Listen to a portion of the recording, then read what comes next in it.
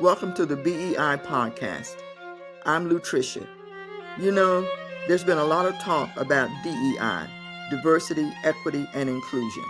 Instead, we're going to focus on BEI, bigotry, exclusion, and ignorance. Our country has been plagued with it since it was founded. Qualified citizens are denied leadership, silenced, labeled incompetent, all because of who they are or what they look like. We ask, what does it mean to be qualified, and who decides? How do we determine who gets to participate in the American experiment? Can we live up to the principles of our democracy, liberty, and justice for all? So today, I wanted to have this conversation with you because I wanted to get your take on what you see going on today with the political situation that we're facing, the current leadership in our government, and how you would name that, and what would be your understanding of the political situation we're in. Man, the reason I ask you this is because I might have used the word fascism, and you said you don't think it's about fascism.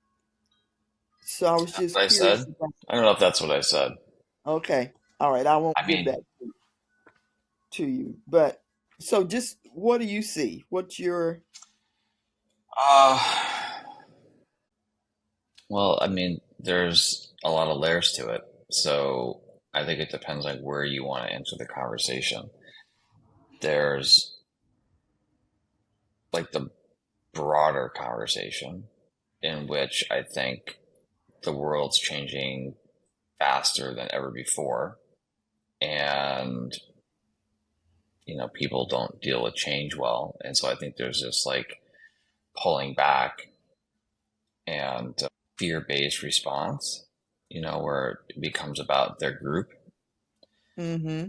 And, we're seeing this sort of pull towards more authoritarian forms of government and tendencies. And that's, not just here in the US, but internationally as well. So I think there's like that context. The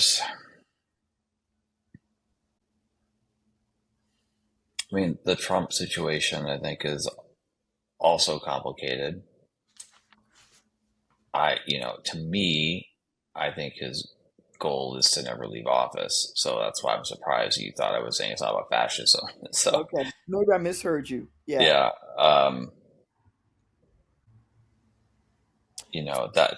to me, that's all a mess. Anyway, go ahead. You and I come from two different sort of social milieu. Let me say that.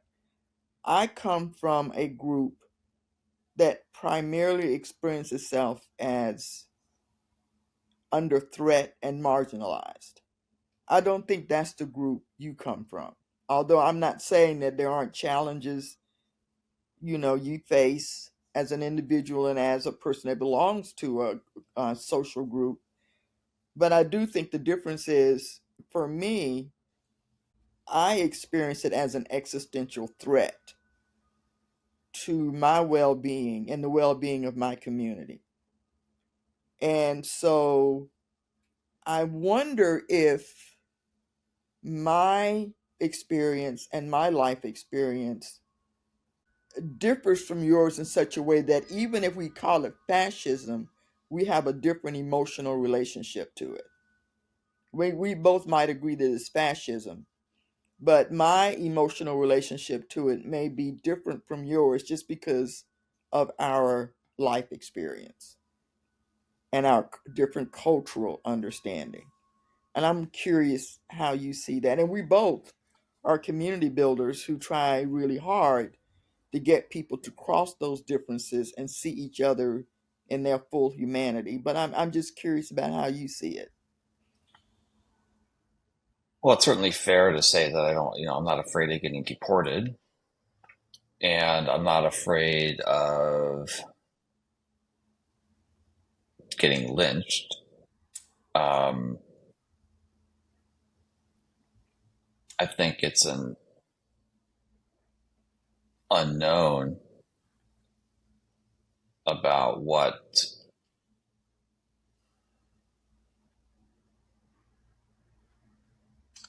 well, let me say it this way. I think what you're saying is that you've been through this before in different versions of it, but you've been through this before, and so you sort of know what's possible.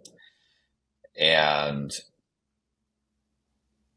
I don't know that I really do, so, and what I mean by that is I don't necessarily think that I'm safe because, like, it's hard to know, especially given um, the way in which this administration is sort of unilaterally deciding to go after people. But I don't have like past history that is like it makes it an automatic trigger. Yeah. So if we're occupying this same space in this country, should I reasonably expect that the people in this society who carry institutional power or systemic power by virtue of the color of their skin, there are certain powers and privileges that are granted to them that are not granted to my group? Should I reasonably expect for those people, for people who carry that institutional power, to care about what happens to me and my community? Is that a reasonable expectation that I should have, that you should care? And I know you do as an individual, that people who carry your status, should I expect them to care as well? I'm not sure. I'm not sure I'm clear what you're asking. Are you saying like is that a reasonable expectation to have that the people that are in government should care about what happens to you, or are you saying that in practical reality, should you think that the people in power right now care about? Yeah, yeah. Actually, what I'm saying is when we see discrimination, abuse, mistreatment happening to groups of people all around us, should the people in the dominant group care about that enough to say something or to speak about it? Is that because I'm beginning to question? Well, they should, but I haven't seen a point in history anywhere in the world where they do, or at least do in enough numbers to make it matter. Okay, I mean, you know what I so mean? I mean, I think that's just the I know, honest answer to it. I mean, I just don't, and the thing that I have said over and over and over again is that it doesn't seem like the people that get marginalized when they are in a situation where they have power, that then they have learned from that experience and then behave differently. They seem to do the same thing. So that's yeah, been the thing that's been most disheartening to me is uh, it doesn't seem like the experience of systemic oppression means that if you start to have power that you won't do that. yeah, and it's kind of hard for me to imagine that because since black people in this country really never had systemic power in the ways that they could enforce whatever bigotry they may have against other groups of people. So maybe that's true. What I do know that I think is interesting is that as a group of people who've been oppressed for more than 2 centuries, it doesn't seem to me that our way of responding is to respond with the intent of violence or putting down the other group. Now, I the other thing is, I came from the civil rights movement when we talked about nonviolent civil disobedience. But the question I think I'm having is, or I have is, maybe you're right. Maybe if black people were in charge, they would treat. I know white people are afraid of that. I've had white people say to me, "I'm concerned that if you get in power, you will do to us what we did to you." And maybe that's true. It's just not been as we have talked about it in our communities. That's not been what we have said and talked about. And we have fought and struggled for what we believe this country to be, which is a multicultural democracy where all rights are respected. That's what the civil rights movement was. And I'm interested because I find that curious, because we've not walked away from that fundamental belief that that's America's promise, that people will be treated with dignity and respect and all rights would be honored. So you know, maybe you're right, but let's just say, for the sake of this conversation, you are right. You know that you and I both believe in community, connection, relatedness. In this moment where we're facing right now, what we're facing, what do you think my side should be doing? What do you think the folks who are marginalized and the most threatened at this point, from my assessment, what should we be doing? Should we just leave? Should we just gather our arms and go out here and fight back? Should we continue this nonviolent belief that we've had? What's our best, in your idea, what's our best approach to facing what we're facing?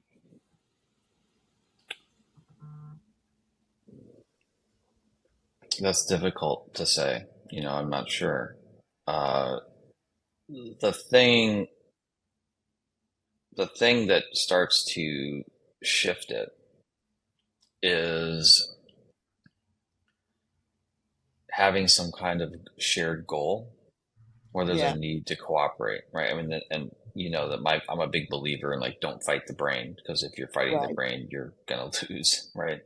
Yeah. And the thing that starts to make the brain work for us instead of against us in this area is a reason that we need each other. And you've often talked about that we need each other, and I Right. think you've meant that spiritually. Mm-hmm. Um, I've also you sort know, of meant it practically too, but more well, spiritually than that. yeah. I mean, I think the practical part of it's less clear to people. I mean, well, the spiritual part is very unclear to people, or we wouldn't be having this problem. But the practical part of it, I don't think is that clear either. And I think, like, with this whole rebellion against DEI, to me, the lesson should be that the dominant group doesn't care about fairness, right? It's the group And just is that, being, go ahead. I'm sorry, I cut you off. Go well, ahead. well, what I mean by that is, it's like the people that are getting treated unfairly, of course, are upset, and that becomes the motivation for change. But it doesn't actually, it doesn't actually motivate the dominant group, and so. And we see that in animals too, right? That's not just it's not just like a white male thing. That's like ubiquitous across species and everything else. So we track for fairness. We want to make sure that our group is treated fairly, but it's not the thing that's going to motivate the other group to change. And so then you end up resorting to things like shame, and guilt, and that, could be effective in the short term, but in the long term, it builds resentment. Mm-hmm. And then you're sort of in this place of trying to force your beliefs onto others. And so you end up with things like cancel culture and things like that. And, so none of that is actually in the long term going to be useful. And so instead, you have to come up with a reason that it's beneficial to both groups. And so you could argue, like, sports is actually a great example of that, right? Like, when, for you were probably alive for this. I was not, but you were probably alive for this, when Black people were not allowed to participate in professional Oh yeah, athletics, right? yeah, yeah. Now, it wasn't like the sense of fairness that changed that. It was the belief that there were exceptional athletes that could help them win. And it was like, how are we going to, like, okay, so you need to have some trailblazers that were willing to take the chance. But they knew that the societal things they'd have to overcome to do that. But there was an inherent, incentive for them to try to take that on that had nothing to do with fairness. Yeah, and I'm remembering the story of the University of Alabama, who for a long time refused, absolutely adamantly refused to have black players on their football team. And I forget the name of the team that they ran into that had this excellent star running back who was black. And that team beat Alabama that year. And the coach said out loud, we need to get some black players. That's when they started really going out and looking for black players to be on Alabama's team, because this team that had 3 or 4 black players just beat them in ways that they had not expected. So I hear that it's almost like it's self-interest, like it's our It- self-interest to do this. So what do you think would be the self-interest in this country for us to move to a more equitable democracy? What well, so, it's like this whole, I mean, I find it, the thing that this ties into for me is that you've always said that you refuse to go on medic or on welfare, Yeah, right? When you were younger, like, there was an opportunity for before you got established that yeah, and you just refused to do that. And so there's just this whole element of when it's about fairness, then, nobody knows if you were really hired because someone's trying to be fair somehow or because you're the most talented person for that position. And, when I look at sort of like the history of, uh, DEI and like college admissions, for example, right? When that first started, I think there was like 4 or 5 black people in all the Ivy League schools combined, yes. right? Versus now, that's not the same thing. So it's like it's a different animal. To I guess to answer your question directly, if it's true, which I personally believe is true, that there are swaths of extremely talented people of color out there in the workplace that aren't getting work because of whatever, we could go into like what the barriers are and the biases are. But if the frame instead was like, and this has certainly been true in tech, is that it's a competition to get talent. And so how do you compete for talent in the workplace and in the in the business environment? And if you basically are looking at it and say, well, there's women and people of color who are extraordinary and would really help boost uh, what we're trying to do in the world, but we have to find them because the system isn't working to raise them and make us aware of them. That's a different just a different conversation. And Mhm. now the business and the hiring managers and the people are on the lookout for those folks that aren't obvious because the system's not helping them, and then they find ways to bring them in, and then there's no question about like why they're there. It's because people were looking for that hidden talent. And the interesting thing about it is that if you really want to realize the benefit of that, you're still going to have all the same DEI kinds of conversations about like the culture and the microaggressions and like how do you really have an inclusive environment where people of different cultures can work together. But it's now, instead of it being framed around fairness, it's framed around getting the most out of people, getting the most productivity, getting the most creative energy, all the things that businesses want. And it's about, it does come down to self-interest. But I believe that if we're serious about this, I mean, the first podcast we did, and I asked the question, who decides who's qualified? But the other question is, who says what it means to be qualified?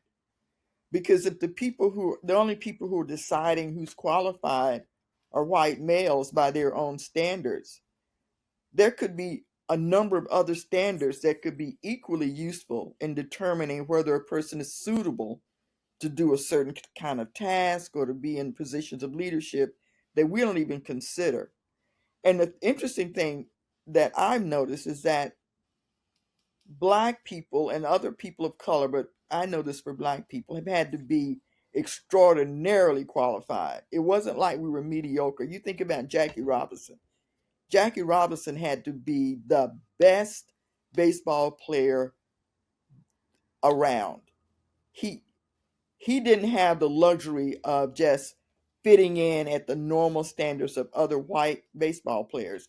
He had to perform at a level above that. And even when that happened, players like Josh Gibson and Satchel Paige, who were just outstanding baseball players, still didn't get a chance to play in the national leagues. And so part of the task that I see, which I think is going to be, if we're locked into only, we have only these qualifications and only white men can do them, it's going to be difficult to break out of that. And I don't know that that gets us the best pool of who can do the job, who can lead. I don't think we have all the information because our criteria is too narrow and skewed toward one group. That's the challenge I see. Like, how do we get past that?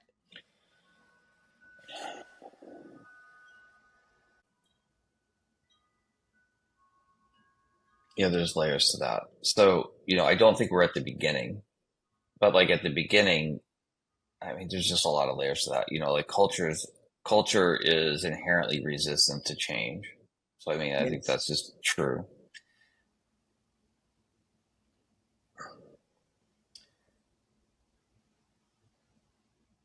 It does seem like that the way the systems start to change is that only the very, very best make it through initially, but then over time that bar changes.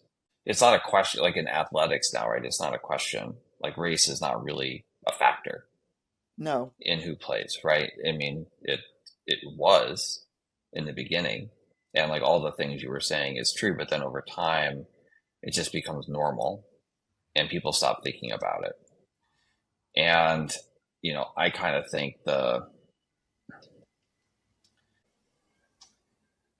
I think there's work to do in the HR space around this in terms of how the conversation is framed.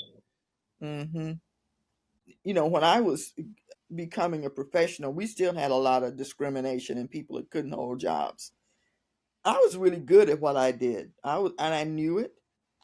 And I resisted jobs that had like they were looking for a Black person. I was not, even though I might have been qualified in one, I was not interested in that. If you say I am looking for a Black person to do this job, that was not a job I was going to apply for. But even though I did not do that, almost every job I did get that was out of the norm of what they thought Black people should have, I got accused of that. It was like people just could not believe that a Black person was qualified to do this job without somebody giving them an extra push. Now, as far as I'm concerned, we've always had affirmative action in this country. It's just been skewed toward white men. We've always had quotas. They've just been skewed toward white men. But I could not lose that sense from white people that somehow the job I did get, I got because somebody did me a Well, favor isn't or that the downside of DEI though? well, it is, and I don't think it should be. But I agree, and I'm curious because we've had DEI for a while in this country, and it's just been in the last year since Trump that DEI has become the boogeyman that everybody is so concerned about. They charted it like I Well, don't know. I don't think that can be true because of just the story you just shared, right? Of like somehow people are thinking, well, was she really qualified or did they just hire her because she was black? Well, what I mean was DEI became a part of the policy and practices of institutions and corporations in terms of how it would look at its hiring practices. It was a response to affirmative action. So I'm thinking about it from a systemic level. On a personal level, yeah, that was true for me. But on a systemic level, we got to a place where DEI was part of what was part of the system. Costco, Target, Walmart, they just implemented these DEI practices. And that moved along quite well until 2 years ago when Trump and Republicans started complaining about DEI unfairly providing privileges to people that didn't deserve them. So the point I'm making is that we did have, or had, or we're trying to have with this diversity, equity, and inclusion. It was our answer to affirmative action to just include in our programs, rather than saying we're looking for 10 Black people, we will include in our programs diversity, equity, and inclusion, which means that we welcome diversity, we will make it equity, and we will work to include people from all walks of life into these positions. So we're not just looking for a Black person to fill something. And that went along pretty well until we started hearing all of this pushback from mostly conservative Republicans about how unfair that is. And now we have all of this, concern about, and we've attached to DEI this assumption that if you are from a different cultural experience than white and you benefit from DEI, there's something wrong with that. And so I guess the point I'm making is that we did, I thought, had with DEI a way to level that field without it looking like quotas. And somehow this got upended into being named as something that, first of all, that only Black people get. The reality of it is the DEI responds to women, the people who are differently abled, people who come from different kinds of backgrounds, LGBTQ. It's not just something for minorities, but it's gotten shaped into that. And so it feels to me, Michael, like there is, and you tell me that there is a real fear by mediocre white men that they cannot compete on an equal playing field. And that if we make this playing field equal, the benefits they've gotten from their white privilege, they don't experience anymore.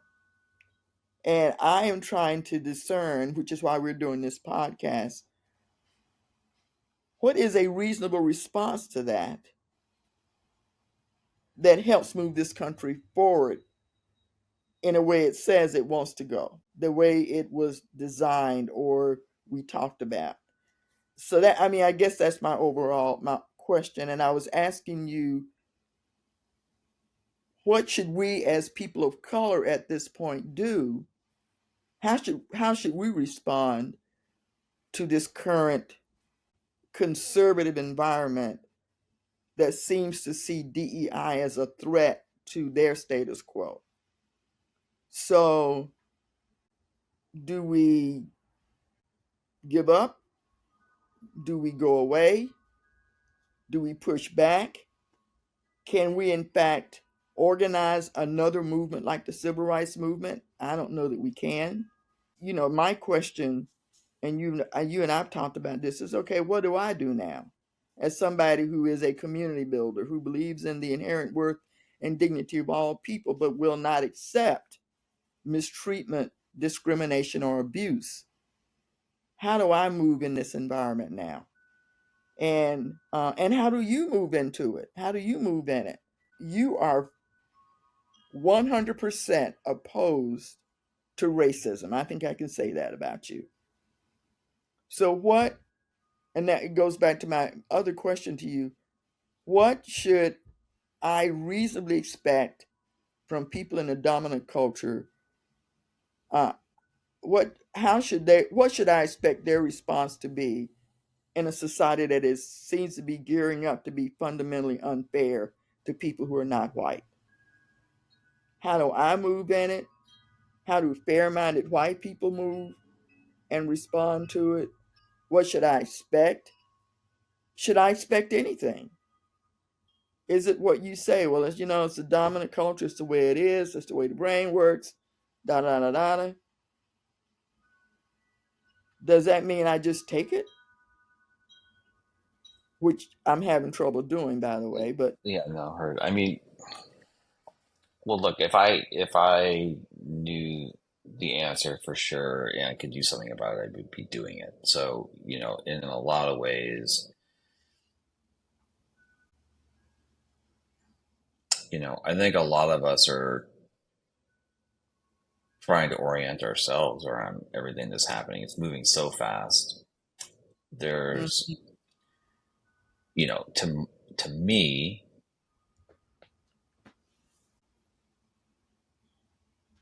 it's complicated by the fact that, I've always been of the mind that whatever Trump says, it's not what he necessarily thinks, it's what he thinks the people that it's will vote for him groupthink, think, right? and he's been masterful at saying what any number of groups, it's not just white men, right? 30% of black men voted for Trump this time around. Right. Yeah. So so to me, it's like there are all the undercurrents that you're talking about, I think are there. And, to me, I would say that the left has been pushing their ideology, and they've gone too far and they're getting a backlash from that. And What do you think the left ideology is? well,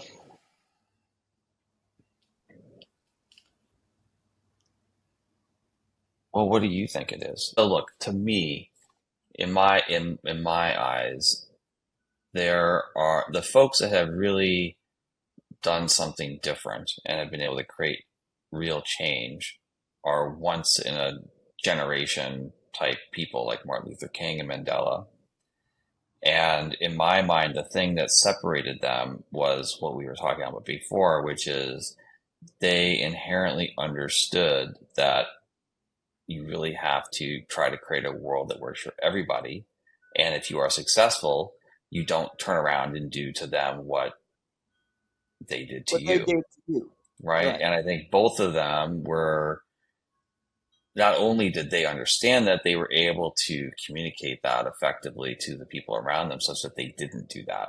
And then it's like really raising the, spiritual awareness of the people around them. And I think in that context, when people become most in touch with their humanity, it's like these things start to work.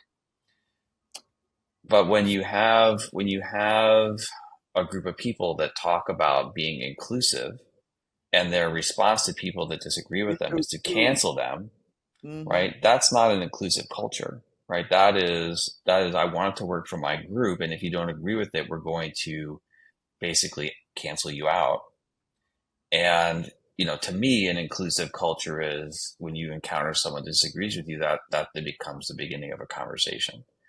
And in total fairness, right? Like, in my mind, like ideologies that are oppressing others create ideologies, right? So it's like the left is a response to the oppression that has been happening for generations, and that's totally true, right? So it's not like the left has come out of this place of wanting to oppress everybody.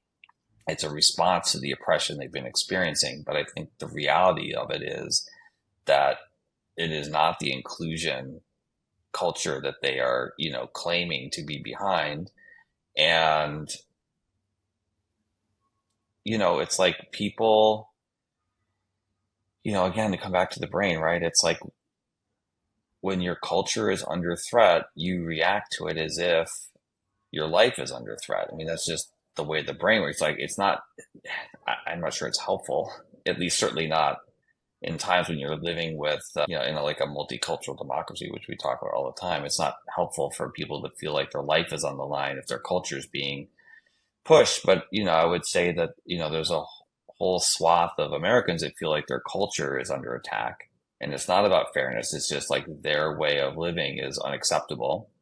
and they're fighting back. And I think that's the situation that we're in. And then the thing that complicates that is I think that Trump is taking advantage of all that and fueling the flames of all that, because in the chaos of everybody, being at each other's throat about it, he's able to do what he actually is trying to do in the background. which is he doesn't really care about anything. I I don't don't know think if he he's. gives. I don't think he cares about any of it. I I don't think think. he's just using it so that he can do what he actually cares about. I would agree. I remember when the 65 Voting Rights Act was passed. It might have even been before that.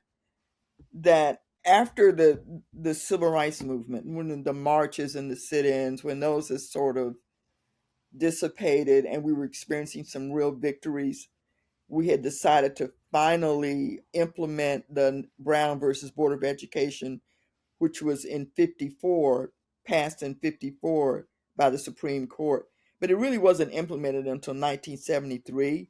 Like I was a young teacher when this thing finally, the federal government said to the South, look, you're going to integrate these schools or we're going to take your federal money. And that's when you started seeing these students like Little Rock, Arkansas, and these young students coming, being guided into the school by these federal agents because, the people in Alabama were so opposed to it. And I remember thinking at that point, they're going to let this child into this school.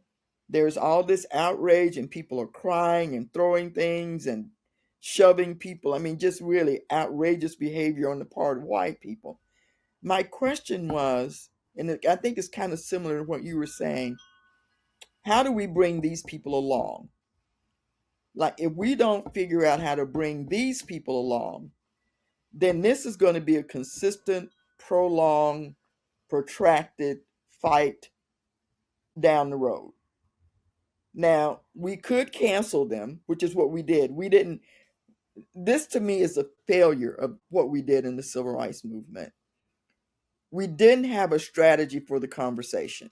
When I say this to people, they say we couldn't have talked to those folks. And I do think violence is an underlying thread of this, because when racists feel threatened, their go to is violence. They go to lynching and burning and burning up whole towns. So I do think there was that thread. So when I would ask this question, how do we bring these people along? Because they're going to be here. They're part of this country. We believe in the inherent dignity of all people. We believe in a beloved community, which, as you say, means we figure out a way to connect and talk to people. The response I got was, we can't bring them along. And they did look, I have to say, they did look really bad. But I do think that's where we didn't, and I don't want to sound like I'm blaming the movement because we did a lot, but that part of it wasn't accomplished. We didn't figure out how to have those conversations. Now, what I know about Dr. King and the Black church that spoke of the social gospel, there was not a church I knew of that was not open to white people coming in and being a part of the congregation and joining the community. Even in face of all of the violence, the mistreatment, the Black church was always open to anybody that walked through it. White people didn't walk through. And we didn't go get them. In other words, we didn't go looking for them and they didn't come to us. The other thing that happened after that I was concerned about, and you and I've talked about it, was this notion toward canceling people. White person says one little thing that sounds vaguely racist, and the next thing you know, they've lost their job, they've lost their reputation, they're being called out.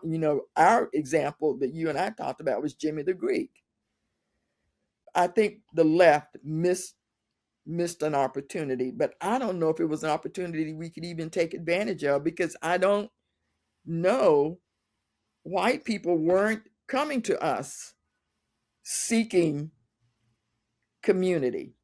They were just outraged and pissed. So what do? We Yeah. leave our So, door open. Go ahead. well, so like if you ask me what I really think, I don't think we'll see it in our lifetime, you know. So it's right. It's like, it's like maybe our grandkids or great grandkids, and the force to me that's changing, that makes it possible in the future, is that the world really is becoming a place of abundance rather than scarcity. Yeah. And in principle, right now, there is more than enough for everybody. We just haven't reorganized socially, so people still experience real Scarcity. scarcity, but they wouldn't have to, right? If we just changed how we do things. Mm-hmm. And, it's like we're going through this evolutionary process of shifting from that dominance based orientation that every species that evolves in scarcity shows, and we're shifting over to what it looks like when a species lives in an abundant environment, which is much more inclusive and relational in orientation. And we're in that transition period. So I think it's like, how does that play out in the transition? I kind of come back to the point that you made to me, years ago, about that we need each other. And it's about, the so let me say it a different way.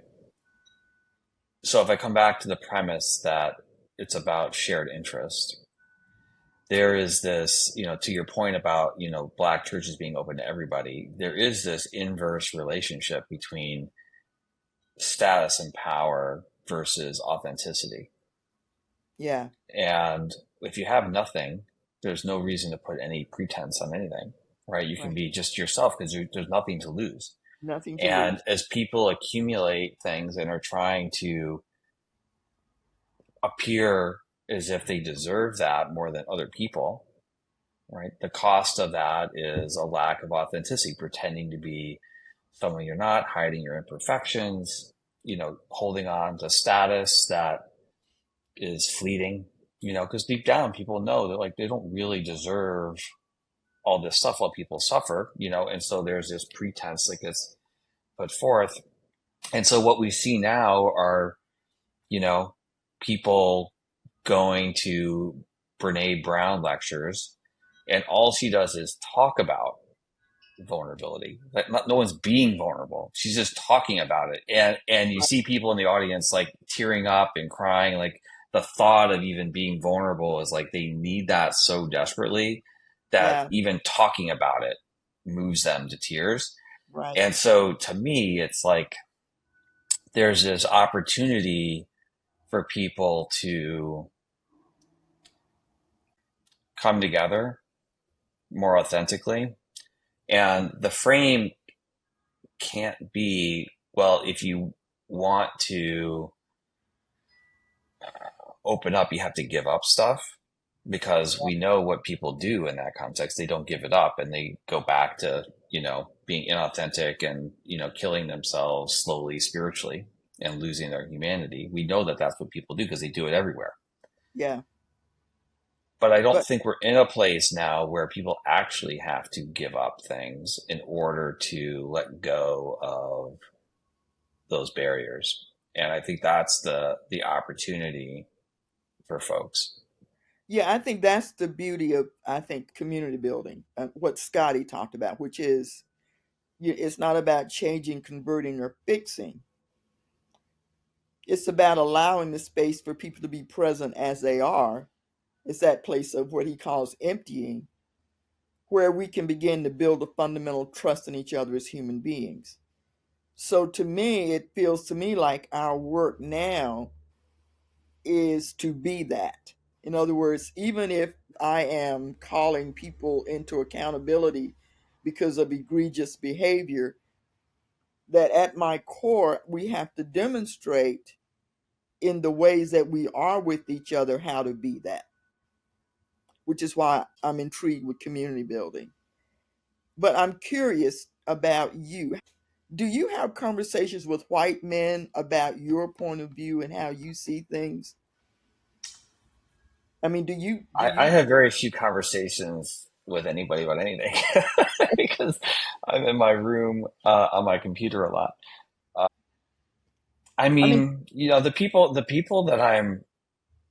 talk to the most are community builders. So, you know, yes, but do I talk to, yes, the answer is yes, but the, but I think the spirit of the question is a no. And what I mean by that is the people that I talk to tend to be people that are sort of in alignment with this already.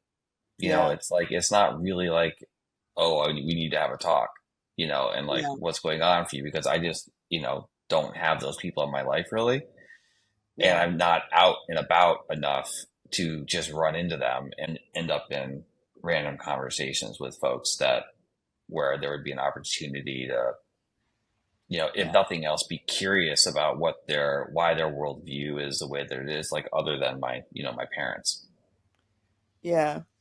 I've probably had more opportunities than you, and it's been really difficult for me because I'm going to use Carla's word from our meeting last night. I've been indignant a lot.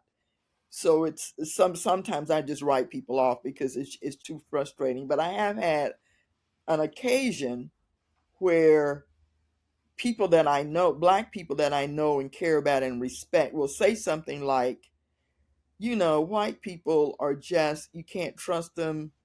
They're never going to be, they're liars. They're not capable of being truthful to their promises. And for me, the way I've grown into responding to that is that it's emotional. So when somebody says that to me now, I have to say, I need you to know, first of all, that I don't believe that. But I also need you to know that there are white people in my life that I love. And I just want you to know that I cannot go down this road with you, and I don't believe that. And it has cost me, which is okay. Because the people that didn't want to talk to me after I said that were probably people I shouldn't have been talking to anyway. But it's a gift to be able to sort of for me, a way to teach, to say, here's something I know that I want to share with you. I think I'm getting better at not being mean about it, or I'm not normally mean about the way I talk to people anyway, but not feeling like I'm putting people down, to just say, I need you to understand this is my experience, this is my life, this is who I know. My grandson is married to a white woman. So that's not true for me. And I don't think that's true for all white people. But I want us to get good at saying that and actively practicing doing what you say, practicing what we say we are about, which I will accept that the left has done a really not a good job of doing that.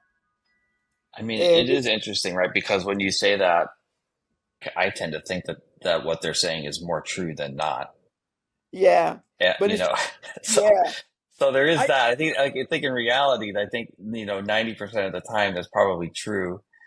And it, then at what point do the 10% sort of like go back on it? Like what has to happen for the, you know what I mean? So yeah, but so what's so interesting to me is that you and a couple of my really close friends, when I told that story to them, they said the same, almost to a person said the same thing you did.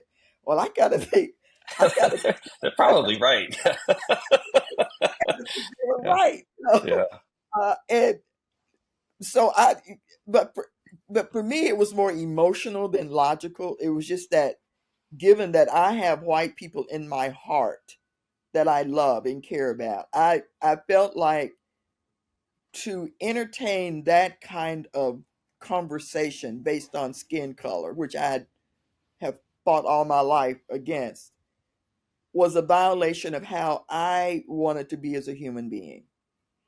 And so the question again, and this may be a brain thing, it may be what you say, but the fundamental question is, how do we want to be as human beings? And maybe people have their own different view of what humanity means. In the reason that I enjoy hanging out with facilitators so much is that they are the one cohort that is the most consistent at fighting for everybody and not just their group. And I think like the core thing that makes a facilitator is their capacity to see a situation outside of their own perspective, which is what enables them to facilitate groups of people and, Yeah, pull all the different strands together and weave it into something cohesive. And I think most people are basically experiencing life through their own lens and their yeah, own lens only. And I think it's very challenging for them to even consider what it might be like to fight for everybody, as opposed to just their own views and their own culture and their own interests.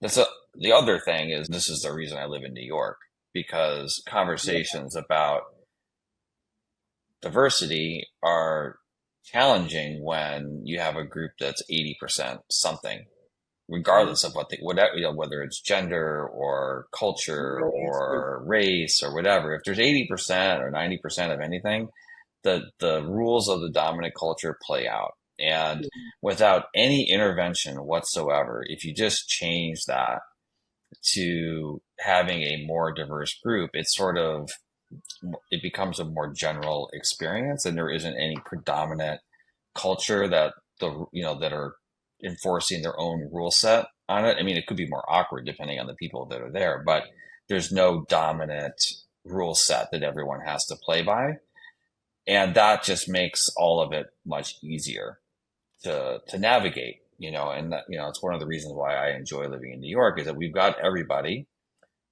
This notion, I've been hearing people on the left start to talk about like the promise of the melting pot, and pause at that because I think the melting pot has been pretty much disproven in the sense of like it all blends into one culture. And instead, what you get is something where you have a lot of cultures, you just have pockets of those cultures that learn how to live, in interweaving spaces. right, yeah, And you start to learn how to experience those different cultures and enjoy them and enjoy the benefits of them and coexist with them. But they don't, it doesn't become one culture really. I mean, I guess maybe there's like a New York City culture that is layered underneath that. But, we go around and we enjoy each other's cultures, and they basically are pretty robust to yeah, melting, yeah. you know? I think the best day I've ever had was the Ninth Avenue Food Festival in New York. Yeah. It was. Have you ever been to it? The Ninth Avenue I Food. think so. I mean, it was like every food in the world. I mean, it was just wonderful.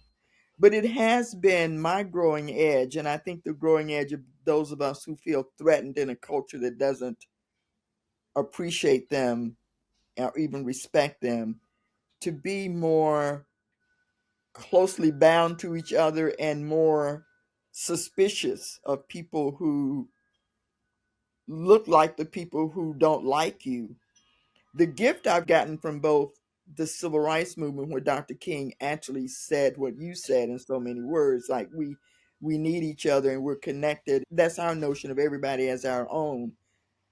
And the other gift for me has been being among facilitators who do what you say, like in community building, because it forces me to go back to what I think is my default place, which is to see everybody as our own and to begin to live from that and not be so driven, for lack of a better word, by the threat that's presented to my group from what I see white people are giving to us, the way they're acting toward us. What the shift I've had to make is to let that not be the thing that drives how I relate to people. And that's why I was able to say, which is a hard thing to me, which is why I was able to say to this person that I really liked and respected because she was a colleague, and we were actually getting ready to do business together. I was able to say to her, look, this is who I am and this is where I come from and this is what you need to know. And she was polite about it, but she never showed up again. So I guess that's my answer. But it's the gift has been and it's it's almost like a training, Michael. It's like a discipline, the discipline to decide to live what you say you believe, no matter what is in front of you or no matter what you're facing. This is what, and I agree with you that we on the left have not done that as well. And I think we bred some resentment, and I think we bred some seething resentment about the way we've been treated and how we've called people out based on our thought, our belief that inclusion. So, I mean, it is a challenge, right? Because if power is being used against you, like to your point earlier, like, do you just take it? It's not a lack of understanding of how the left got there, right? Because if people are being oppressed and dying because of policies and you need to do something about it, then your orientation, I mean, it's just the way that it is in the political landscape, is that it needs to be about power. And, canceling people is a nonviolent way of doing that. And most likely they're viewing it as a way of protecting themselves from, I agree. oppressive forces, right? And, you can even make a case that it's been necessary. I'm not trying to necessarily vilify the necessity of it, but I think in terms of a long-term solution, you're in, power versus power is always conflict, Right. So, and so it's like, how do you get out of the conflict into a more relational world? And I think so now it's just the power dynamic has swung the other direction, right? And it's right, like doing this tug of war, but there's like, nothing's really different about it, right? It's just been power force against power force. right. And I hear you when you say, maybe, there was something in this cancel culture that was necessary. Where I got concerned is that it seemed to me that that was the only thing we were doing. We weren't engaging conversation. We weren't even saying, teaching our ideology, which I think we need to do. I think we need to say, this is what we believe, this is what we care about, and this is why. And Well, I which is, think that what people are saying is that that was what DEI was, which is why there's this backlash against it. yeah, And yeah. so like there was this whole thing around, well, now DEI is in our schools and they're teaching people that they're racist when they're kids. And it's like, that I think that's the argument that they're saying, is that it wasn't that you weren't teaching the ideology, is that you were you were forcing the ideology down everyone's throat, whether they wanted it or not. But that's not the ideology that I think we teach. I think the ideology we teach is the ideology that says we recognize the inherent worth and dignity of all human beings. That's the ideology. Well, but that's not what's been actually been happening. And that's my point. My Yeah, point is, it yeah, is yeah. not what we have been practicing on this end. And I don't, and I think it's a misrepresentation of what DEI is. But we left the door open for that misrepresentation because of how we played it on our side. But I think the ideology is we believe in the inherent worth and dignity of all people, and that's the way we walk in the world. And we will come up against and we will push back against oppression and mistreatment. And it's that fine line between staying true to that sense of I believe in the inherent worth and dignity of all people, but I'm not going to allow you to mistreat folks and abuse people. This is where I get cynical about what's possible, I know. and why I have more faith in generational change in the context of, technology making life easier and easier over time. Um, Because to do what you're talking about takes a generational leader. And when that leader starts to really make a difference, we kill them.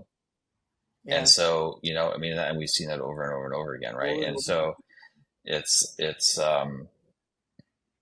so you almost need a movement that is embodied by everyone. And, right now, I think it's the reason you need that generational leader is because they become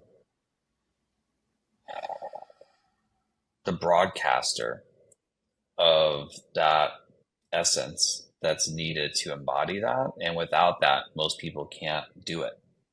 Yeah. And so it's like, how do you embody that without the broadcaster? And I just think that, it's like the Gen Zs, for all the little memes that come out about the Gen Zs and all the issues for them.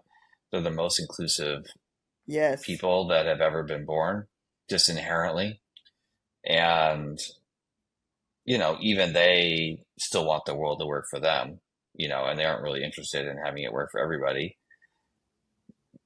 But, their grandkids or their great grandkids, it's like, assuming AI doesn't destroy us all, just, that's a non-zero issue, Right. or we don't devolve because of all the change. We don't just blow each other up without AI. Just given all that's happening globally right now. Yeah. But assuming we survive a few more generations, I But have more faith in that. And so then it's like, well, what do we do? In the meantime, because like we have to live life now. I think we I don't become know. prophetic voices, and I think we become teachers, because I think that's the imprint we leave behind us. This sense of the belief in the inherent worth and dignity of all people and the way we practiced it. And so for me, the joy for me isn't that we will instantaneously be the multicultural democracy that I dream about. The joy for me is that I am living my values in a way that makes me happy. And I don't know that I need anything other than that. If I am walking true to my faith, for lack of a better word, and I am living that out and I'm building relationships with people and creating possibilities with people where I get to express that, then for me, that's about what we can expect. I agree with you. It may not be in our lifetime. It may not even be in Taylor's lifetime. I kind of wonder. Yeah. But what I can do and what we can do is walk the talk and find our joy in being able to do that. And it really is. I mean, my relationship with you, my relationship with Taylor and other people, that is what makes my life full right now.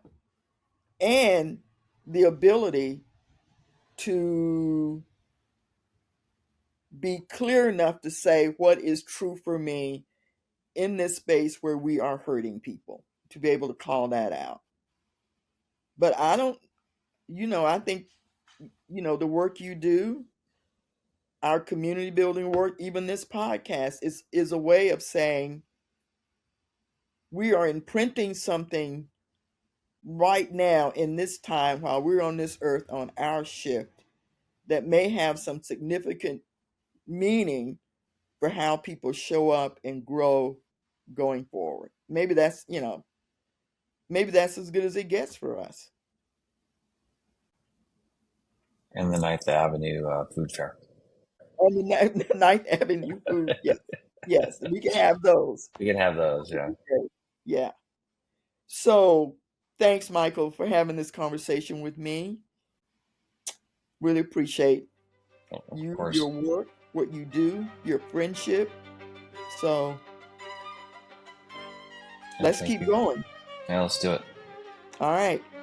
Thank you for tuning in to the BEI podcast.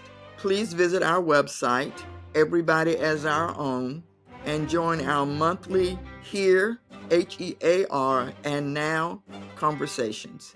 If you appreciate this content, please like and subscribe to us. It is deeply appreciated. See you next time.